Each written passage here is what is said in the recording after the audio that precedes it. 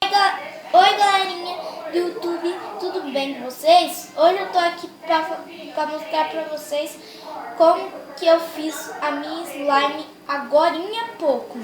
Eu fiz com talco chulé, não sei, cola e corante. Caso ela ficar meio durinha, é só você passar creme de corpo só. Aí você continua a fazer suas brincadeiras.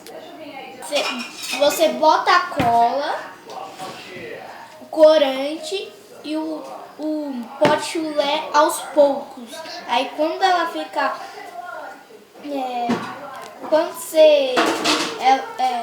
ela acabou de grudar no pratinho, quer dizer que ela já tá boa.